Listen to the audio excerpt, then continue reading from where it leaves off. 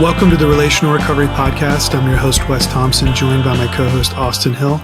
Today, joining us is a special guest, Ben Reynolds, who is the Chief Financial Officer at the Refuge Ministries, who works alongside Austin and myself. And today we chat about various things, but really get into some of the meeting the practical needs of those dealing with addiction. Some of the things that we don't often think about is when we're in crisis, when we're struggling with various addictions, some of the things that kind of go to the wayside are just some of the practical needs like budgets and taxes and driver's licenses and so on and so forth, things that can overwhelm us to the point where, we go back to those unwanted behaviors. And so hopefully this episode today is helpful and is informative and is encouraging. Thanks for listening.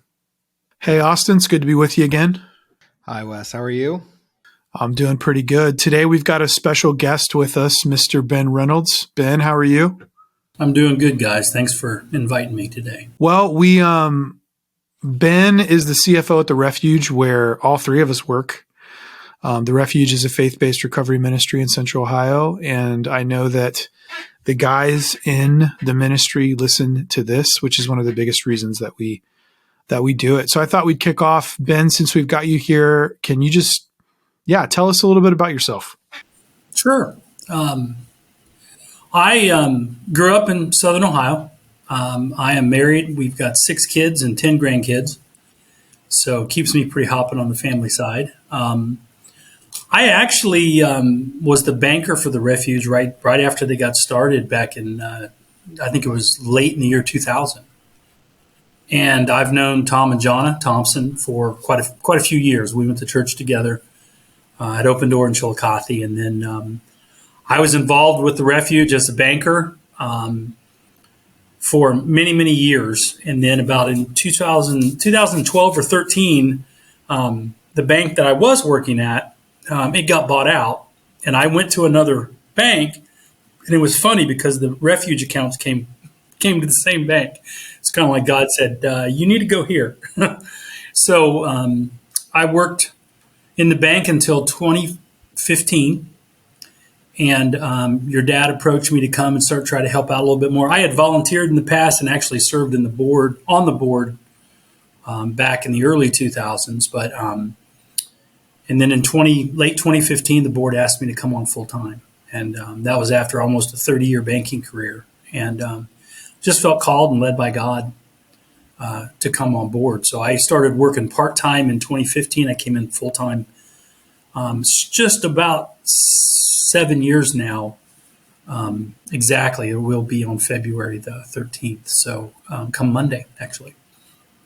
So it's been an interesting ride. So I've been on here for 7 years, but I've kind of known about it, and I've been a part of the Refuge a little bit since it started. So it's pretty awesome. So incredibly normal vocational trajectory, 30 years in banking, and then you end up at a recovery nonprofit.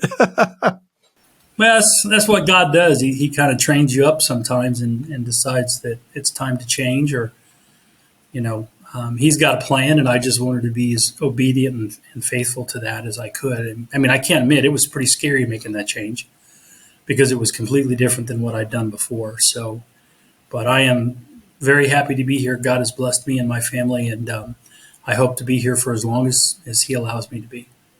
Man, that's pretty wild. So, Ben, I'm sure you've thought about this, but if you could help connect like the very different, like if I were to say that I was a banker for 30 years and then my next step was I'm going to go work at a nonprofit. What does that even mean? Why would a banker think about that? And then what do you do? Like, how did those 30 years help equip you for what you currently do? Sure. I think the big reason that I'm here is not as much. It's more relational. It has to do with I just really believed in the calling that Tom Thompson had, and I believed in what we were doing all those years. And I was set up to be the next president of a bank, and that bank got sold, and I found myself kind of just with a job there. After that, I think that was God was kind of pruning me and saying, okay, it's time to go. And it was a scary moment. It was tough. But I sought a lot of counsel, just like the Bible teaches us to seek godly counsel. And I didn't talk to anybody that told me not to do it. And I took the plunge and did it. I had one person told me I was crazy, but that one person didn't deter where I was going. And in the 30 years of banking that I did, I tell you what, I did a lot of commercial banking, Austin. And that was a lot of banking with business owners. So I learned a lot about financials and taxes and accounting and all the things that, cash flow and all those things. And for any business, whether it's nonprofit or profit, cash flow is king. And I knew some of the struggles that the Refuge had, just like any other nonprofit. But I was very intimately involved, and I knew what the purpose was. And that was to reach men who are struggling in addiction so that they could get to know Jesus Christ. And that was an easy choice for me to do that. I was so happy that I could, and it really kind of brought some more purpose back to what I was doing vocationally. So over those years, I not only worked with businesses, but I worked with individuals, helped them with budget and their credit, getting loans, buying their first houses, starting their businesses, all those kinds of things. And it's just amazing. As I look back on that, I'm reminded it seems like every week or every day, there's something in my past that God's using to help me help one of the men in the ministry or one of the guys who've graduated and starting their own business or whatever. So God has equipped me to do this job, and I'm just very thankful to be here to do it. That's really cool, Ben. Well, one of the questions that comes to mind for me is like, what are some of the misconceptions that you've noticed about addiction, and how have those changed for you since coming on staff at the Refuge? Sure. I think probably one of the things growing up, one of the perceptions that I have of that was that I didn't understand why someone would choose to do something that dangerous, especially, illicit drugs like, heroin and now fentanyl and everything. I just couldn't really understand it. I mean, I understand vices and I understand people who smoke, and I grew up in Southern Ohio. A lot of people chew tobacco and those kinds of things. And I even did some of that. But I didn't realize, I guess my perception was, I didn't realize the trauma sometimes that's behind the reason that people become addicted to anything, really. And the compassion that we need to have for those people, because they could be dealing with abuse, sexual abuse. They could be dealing with a really terrible injury that is still causing them great pain. And it really just kind of opened my eyes. Then God opened my eyes to how we have to do everything we can at the Refuge here to help them. Not just in becoming sober, but in the practical things too. Finances and credit and them getting a job and finding a place to live and getting a car. And that was one of the things that I really, really loved about the Refuge that your dad had always tried to do, was it wasn't just the 13 months they were here. This is a cradle to grave kind of a thing. So that alumni community just continues to grow. And I think the perception was I wasn't really thinking deep into it to understand that they were having a lot of problems, and it just wasn't the fact that they wanted to get high just for the heck of it. There were some deep-seated problems there that they need people to come alongside them to help them to get out of that. And of course, they needed Jesus as well. That makes a lot of sense. You alluded to it a little bit earlier. It's amazing how God can use, the parts of our story that maybe we don't even know, that sometimes we wonder why we're doing what we're doing. I know I have. Obviously, I know you don't have regrets, or I haven't heard you say you have regrets in any of your banking experience, but how you're using a lot of that now at the Refuge. And I'm just, where my mind goes is I know that addiction's complicated. It impacts all of life. There's not a quick fix.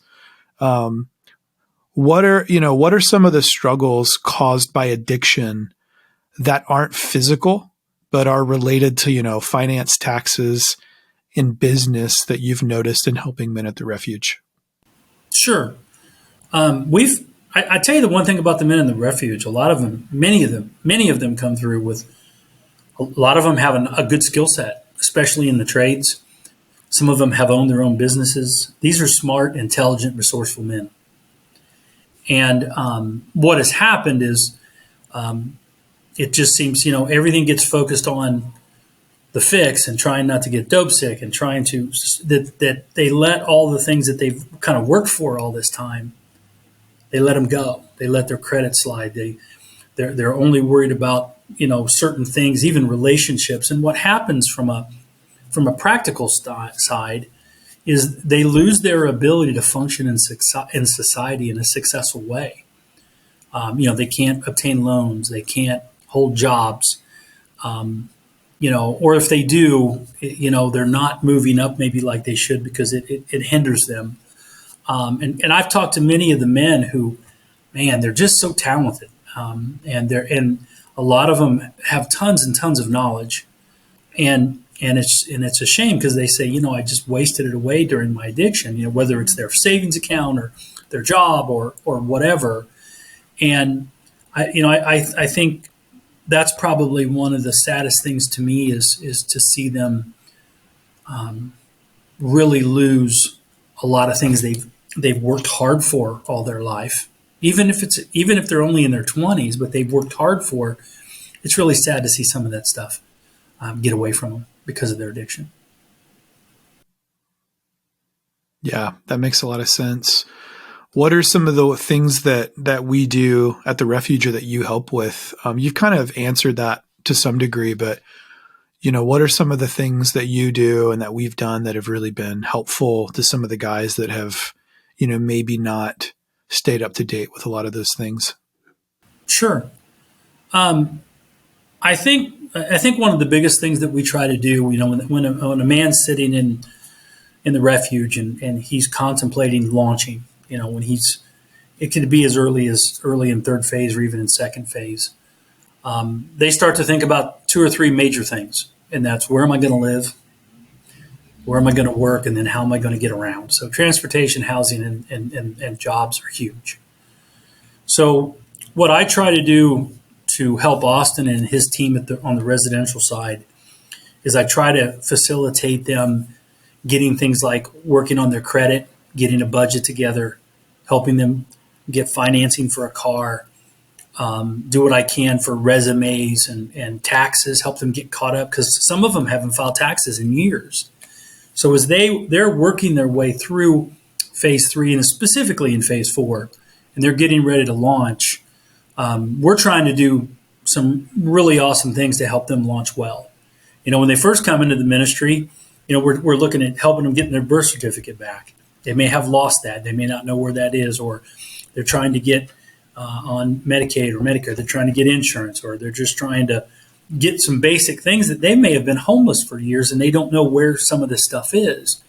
So as they move through there, I kind of jump in and start to try to help them with getting their taxes caught up. Most of the guys that are behind on taxes are owed money. They don't realize it, but there's money out there that they need to take advantage of getting. So we help them with that. We have a CPA that helps us.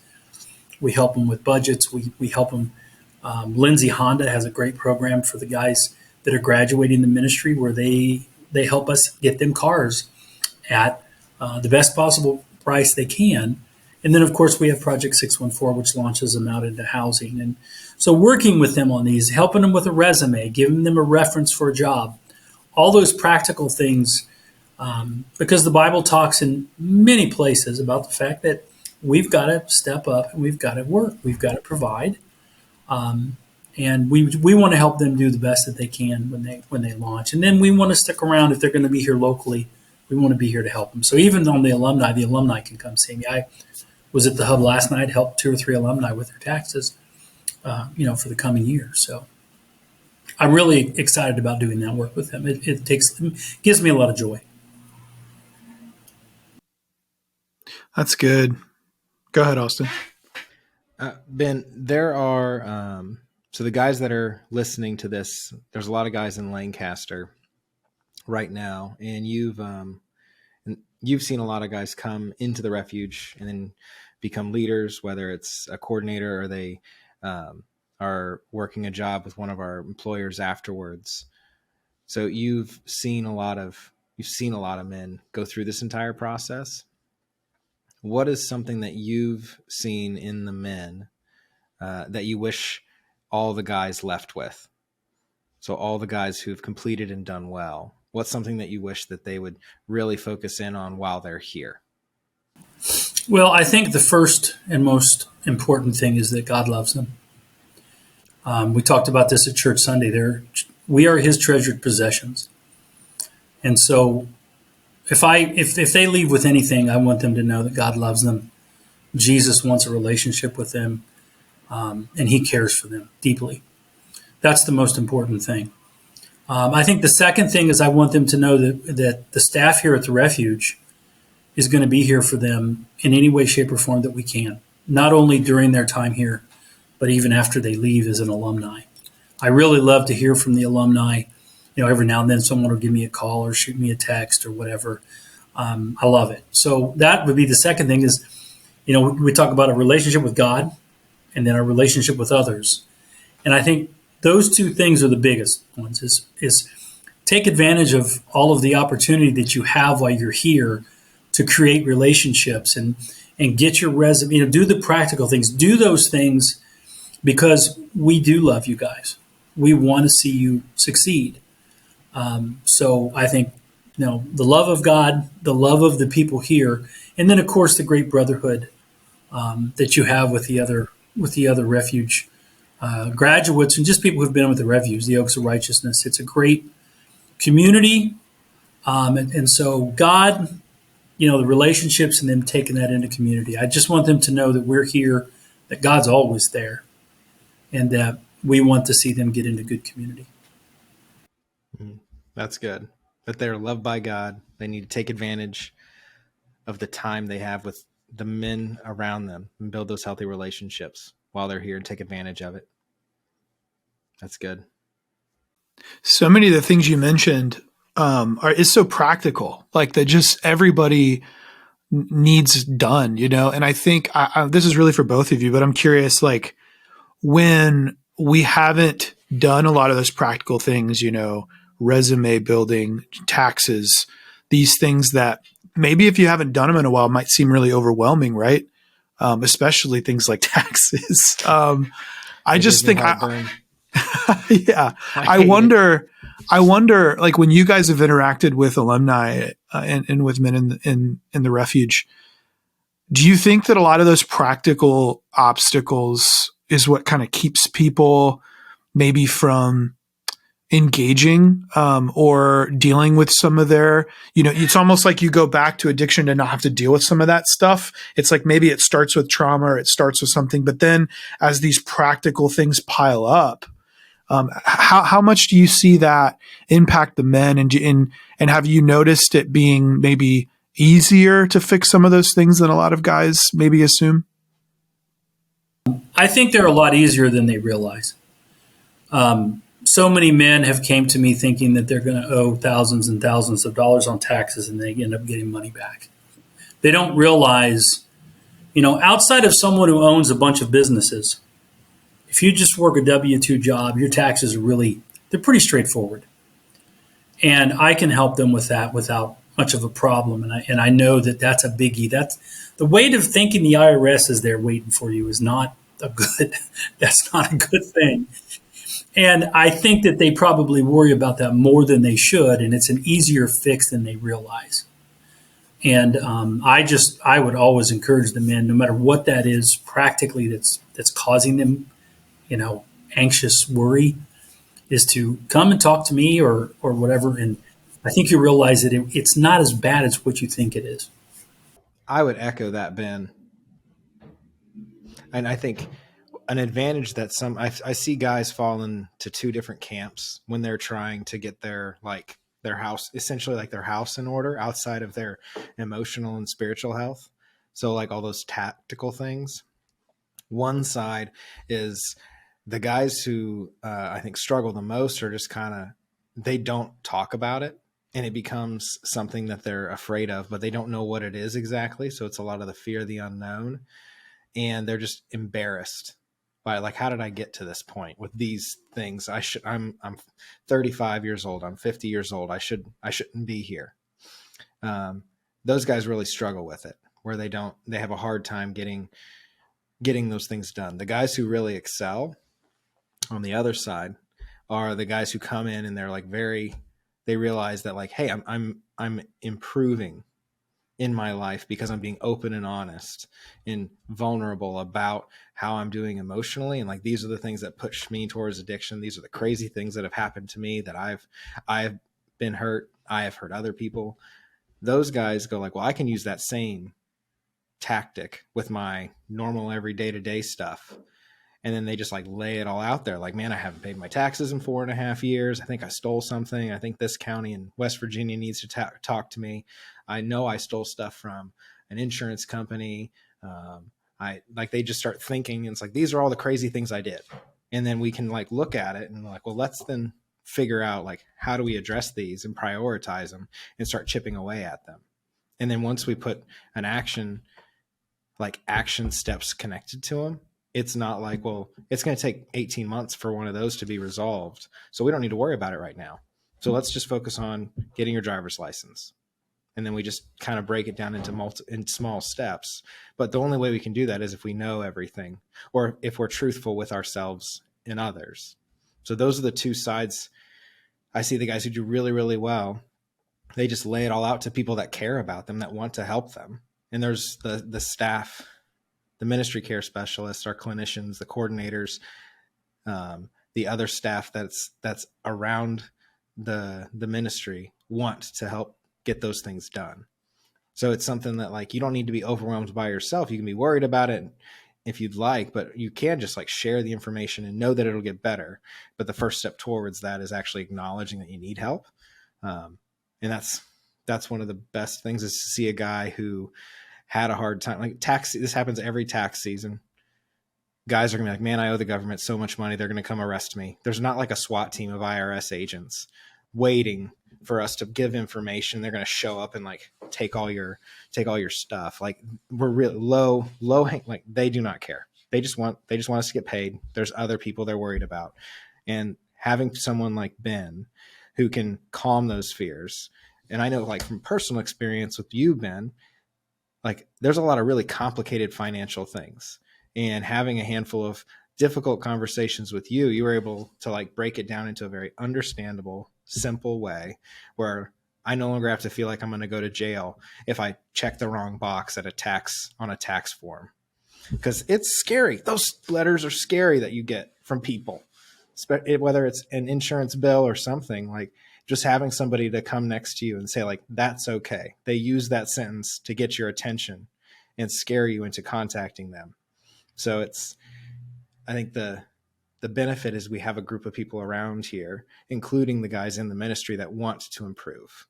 We just need to do that with each other. And this can lead to them overcoming struggles even further on into life. Once they've gotten one, they've faced another, And I really do. I think, we help strengthen one another through that. So as they move on in life, when things come at them, that they're bold and they can take care of it. But yeah, you're right. It takes being transparent. You've got to be transparent and open, and use those relationships that are available to you to the best of your ability. Definitely take advantage of it, guys, while you're here. I mean, it's very important. Yeah, and if you don't know something, that's like that's an opening from God for you to learn something, so you can share that with your family or your neighbors. Like, so if you're struggling with something and you're like, I have no idea how taxes work. I personally, right now, no idea how they work, but I know that there's somebody who I can trust. And if someone asks me, I don't know what to do about taxes, I say, talk to Ben, talk to Jordan, or then there's this accountant. So my lack of understanding or your lack of knowledge is not like a measurement on how good of a provider you are. It's identifying where you need to reach out for help and equip and like give people the opportunity to do their job really well because they care about you. And you can use that mindset where if it's something like, if we go as something as like, how do I get my driver's license? If you've never done that before, the best way to learn is to go and do it. And then when someone in your life, like if your kid gets their license, you can say, I know how to do that because I've done it before, and this is how you do it. And that's what generational change looks like. It's not just this relational thing with Jesus that we pray that affects generational change. That's the motivation. But then we're able to model it even more. We're like, you want your kids to look at you, or your grandkids to look at you and say, like, that guy got his crap together, and then he helped teach other people how to do it. That's what we want. We want to be trusted. And the only way we have to take those first steps of acknowledging our weakness, our lack of understanding, and seek out help, willingness to be taught. That's what we want. That's what real men do. They ask for help. I think one of the good takeaways or melody lines, if you will, that I'm hearing from both of you is, oftentimes when we're struggling, we lose perspective on the problems that are in front of us, and we can catastrophize them and make them a lot bigger than maybe what they actually are. Not to minimize. I mean, we all experience things that are genuinely difficult, but I think when we have people around us, like you guys are describing, it's like chipping at a problem, a piece at a time, and realizing that with help and with creating a healthy community around me, like these are all doable. And I think especially the stuff that you guys are talking about, very practical, necessary things, but can just be added stress and barriers, especially for people that are in crisis, like addiction. Maybe we feel like, oh my gosh, I'll never be able to deal with that because I've got all these things. It's like, no, this is doable. You've got people around you that care about you and that have competence to handle these issues. And that's really hopeful. That's really encouraging to hear. Yeah. One of the coordinators that was here a long time ago, told me one thing I've never forgotten. And he said, I always asked him, I said, what do they want to hear when they're sitting across from me? We were doing encounters and things. And he said, Ben, bring hope. Give them hope. And I think that that's what we try to do here at the Refuge, whether it's with the struggle with their sobriety all the way to their taxes, is we want to provide hope along the way. Not only for hope while they're in here and they're in the Refuge, but when they launch out. So we need to deal in that as often as we can. So I've taken that advice from him, and I've never looked back on that.